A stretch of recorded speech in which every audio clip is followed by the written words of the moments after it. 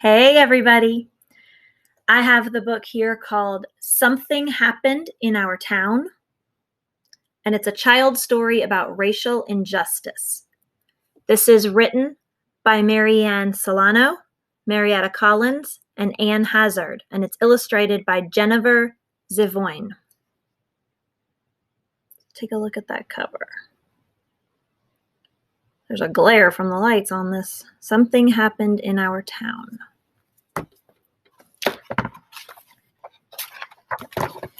And there's the title page cover, or title page picture.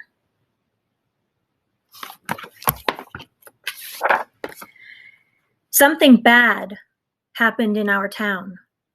The news was on the TV, the radio, and the internet. The grown-ups didn't think the kids knew about it, but the kids in Miss Garcia's class heard some older kids talking about it, and they had questions.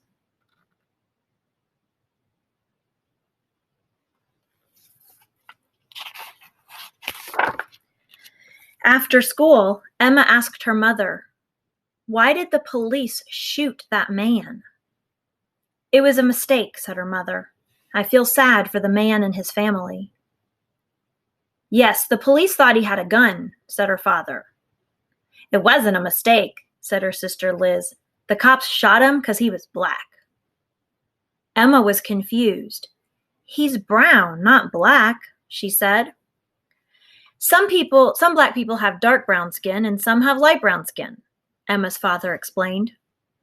"Black usually means African American. Most of their ancestors were brought here from Africa as slaves."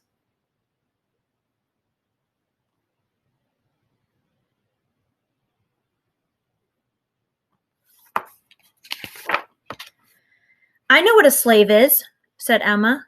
"That's when you have to do what the other person says." Yes, slaves had to do whatever the white people told them to do. Even after slavery ended, white people didn't let black people live where they wanted, go to school with white people, or even vote. Who are white people? White people came here from places in Europe, or Russia, or other countries. We are white even though our skin is light tan.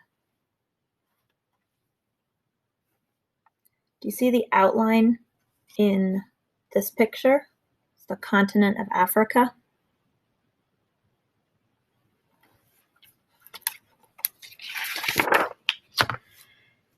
"Did our family do those bad things a long time ago?" asked Emma. "Yes," said her mother. "Back then, many white people thought they were better than black people, even though it wasn't true." Liz added, "Some white people still even think that most black men and boys are dangerous, even though they're not." "Was that man that got shot dangerous?" asked Emma. "No," her mother said. "Shooting him was a mistake. It was a mistake that is part of a pattern." "Like the patterns on my blanket?" Emma asked. "Yes, but this pattern is being nice to white people and mean to black people. It is an unfair pattern." You see Emma and her mom with her blanket.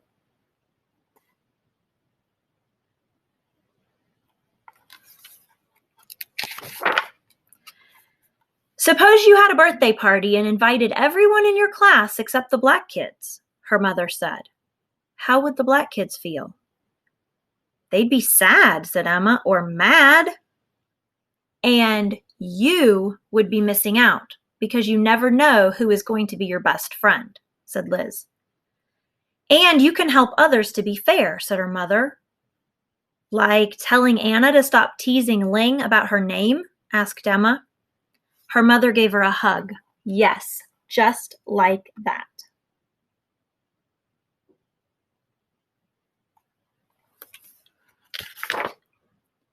In another house, Josh asked his mother, "Can police go to jail?"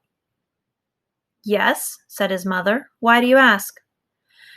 "That white policeman who shot the black man," said Josh. "Will he go to jail?" "What he did was wrong," said his mother. So there's Josh and his mom.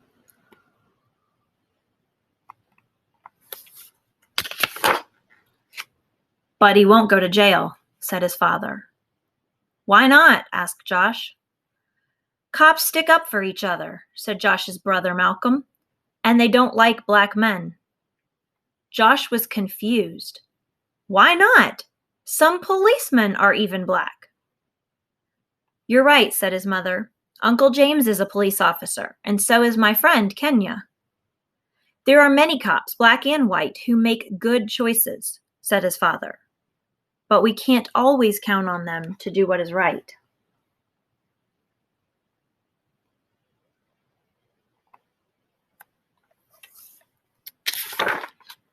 Malcolm added, I could get stopped by the police just because I'm black, even if I don't do anything wrong.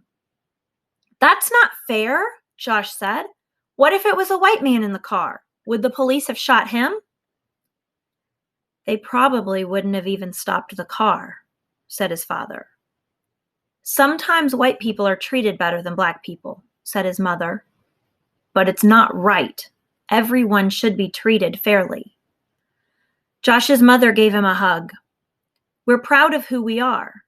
Harriet Tubman, Martin Luther King Jr., and Nelson Mandela were strong and brave black leaders. They showed us that we can stand up for our rights and set good examples for others. They were treated unfairly, but helped others learn to be more fair.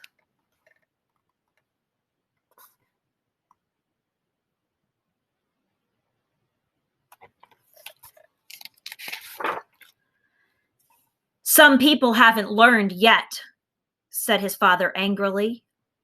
Why are you mad? Asked Josh. I'm mad that we're still treated poorly sometimes, but I can use my anger to make things better, said his father. Black people have a lot of power if we work together to make changes.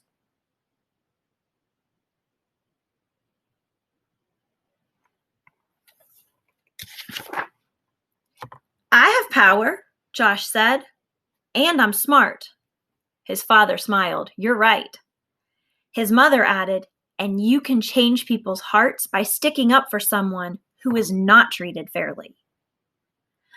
You mean like how Malcolm sticks up for me when kids tease me about my glasses? Josh asked. He tells them to step off. Just like that, his parents said.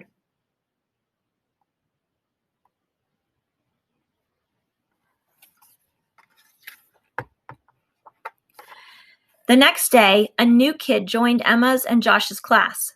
His name was Ahmad, and he was from a country far away. Ahmad didn't know where to sit or what to do because it was his first day at school. He talked a little bit, but it was hard to understand him. He said he was learning English.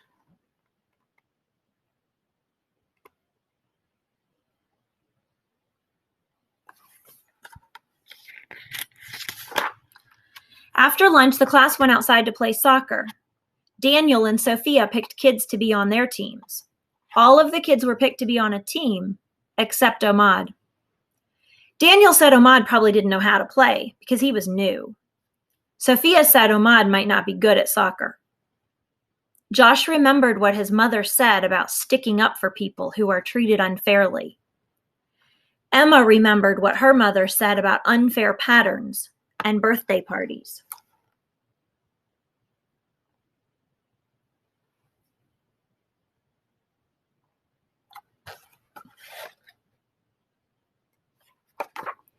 All of a sudden, Ahmad wasn't alone.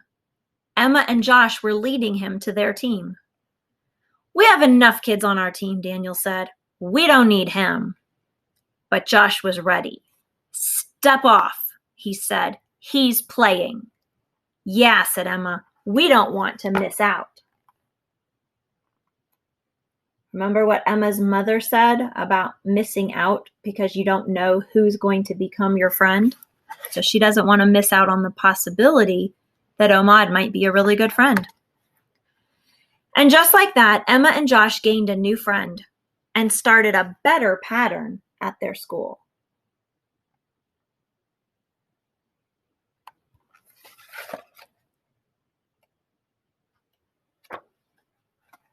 Hope you enjoyed that. Hey again. Today I'm going to read the book When I Was 8.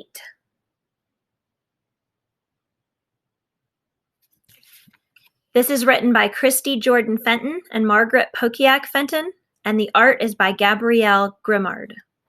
When I Was 8. I knew many things when I was 8. I knew how to keep the sled dogs quiet while Father snuck up on the caribou, and to bring the team to him after a kill. I knew the sun slept in the winter and woke in the summer. And I knew that when the sun-warmed Arctic Ocean shrugged off its slumbering ice, we would cross it to trade furs with the outsiders.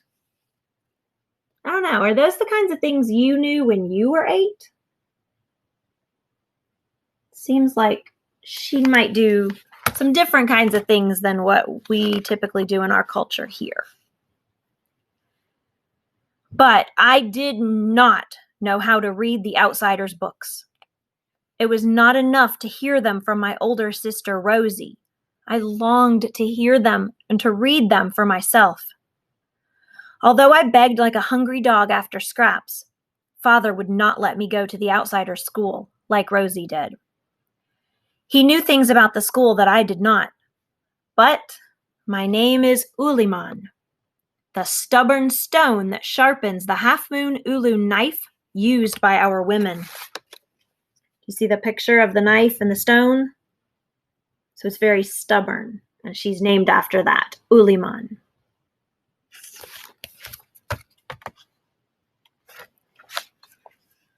I wore away at him all through the winter, and when the sun woke again and we traveled to trade with the outsiders, Father reluctantly left me at their school.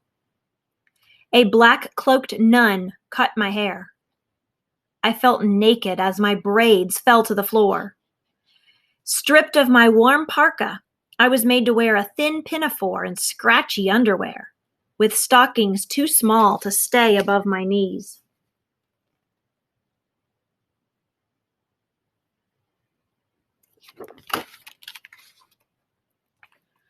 My Inuit name was taken, and I was to be called Margaret. All I had left was a beautiful book my sister read me about a girl named Alice. I hugged it to my chest and tried to be brave like the girl in the story. Every day for weeks, we woke very early for chores. Instead of sitting in desks, we scrubbed the floor beneath them. We washed walls and dishes and laundry, and then we went to church and kneeled on our already aching knees to clean our souls. I worked hard, but it brought me no closer to being able to read.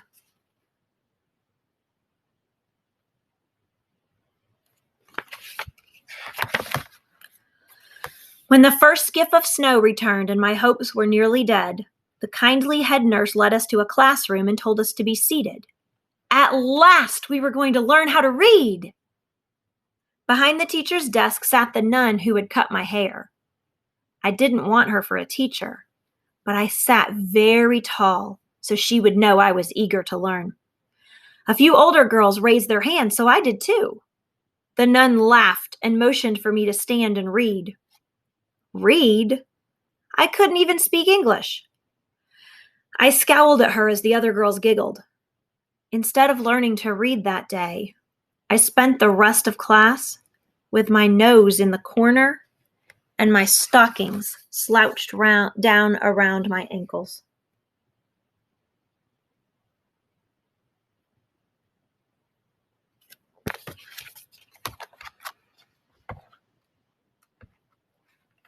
The nun constantly gave me extra chores.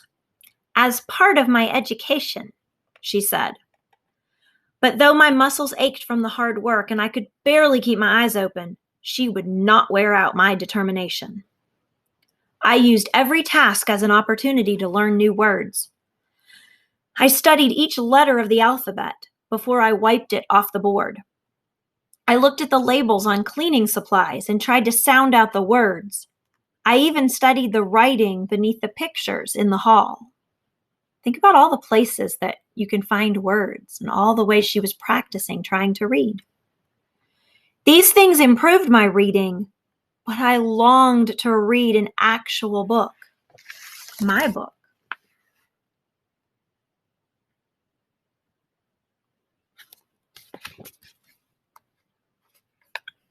One evening, I hurried through my supper of cabbage soup, planning a hasty escape. I couldn't wait anymore. I dashed into the hall. But the nun was waiting for me. "Not so fast, Margaret. There are pots to be scrubbed," she said in a threatening tone, and marched me back to the kitchen. With my arms in scalding hot water up to my elbows, I couldn't hold back my frustration. "I could be reading," I muttered. "What?" the nun demanded, her shoes creaking as she crossed the kitchen. She pinned me up against the sink. Slowly, a smile spread across her thin lips. "Fetch me a cabbage from the basement," she ordered.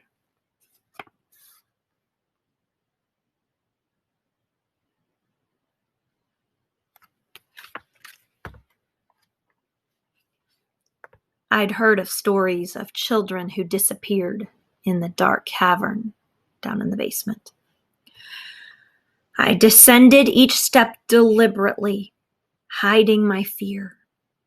My hands quickly found a cabbage in the shadows, and I scurried up the stairs, but she slammed the door, shutting out all light.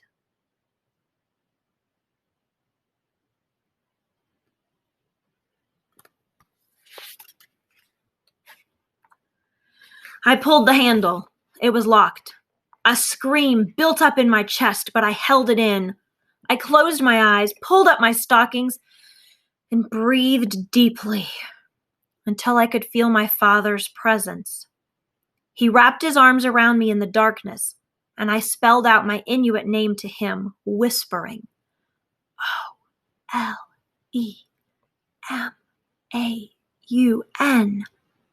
His proud smile made me stronger, so I worked through the name of my distant home. Bankisland.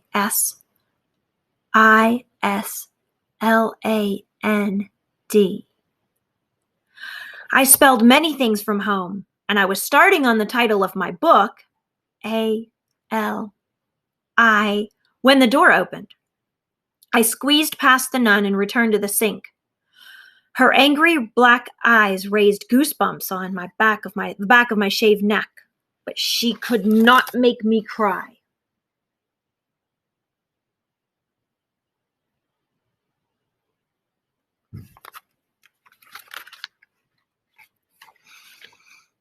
When I returned to the dorm room that night, all the girls were giddy.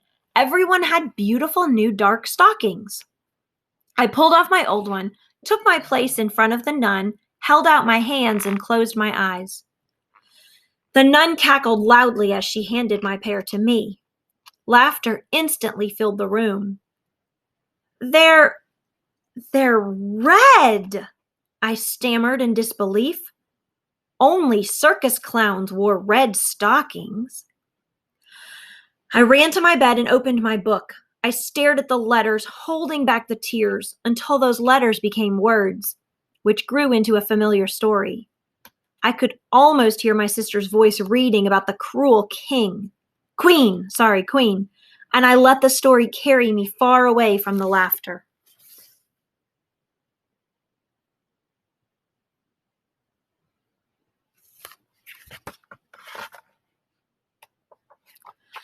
The next morning, I crept quietly to breakfast, but an older girl saw me and called out, "Fatty legs!" as bits of food fell from her mouth. "Fatty face!" I shouted back. "F-A-T-T!" The nun swooped in. "If you cannot get along with others, you can tend to the laundry," she hissed. I entered the laundry room and stood beside the large vat with the fire crackling beneath it. And then an idea came to me. I knew what I could do with my red stockings. I burned them to ashes. I felt like Alice after a bite of magic cake, as large as the entire room.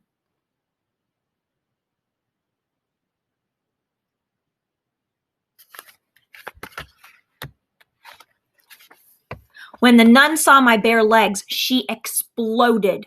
"Margaret, put on your stockings!" she demanded.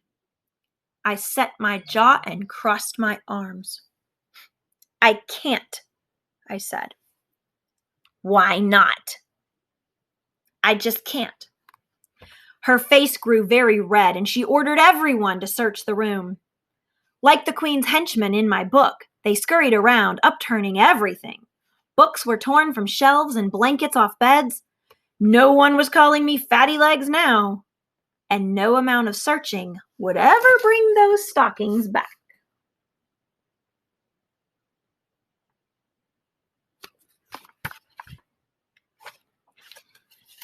The nun snarled when I was allowed another pair. In my new thick gray stockings, I felt victorious. But when I strode into class the next day, the nun slammed a book on my desk. It was a green reader book, like the ones the older girls used. "Page 34, she said. Ooh, look at those stockings.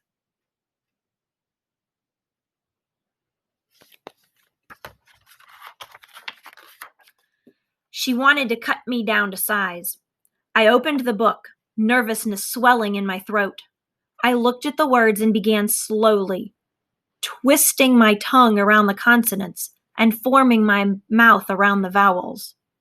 By the second paragraph, I confidently sliced through the words without a single moment of hesitation. There was no stopping me.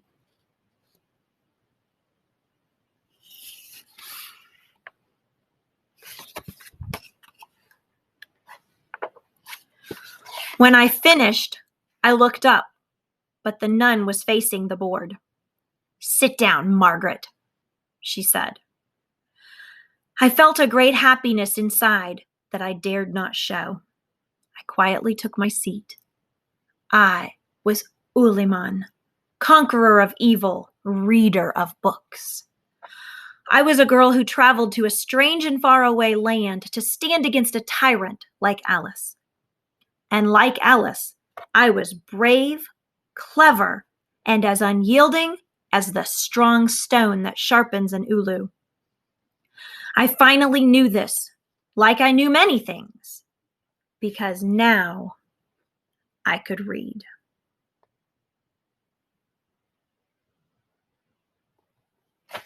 Thanks for watching.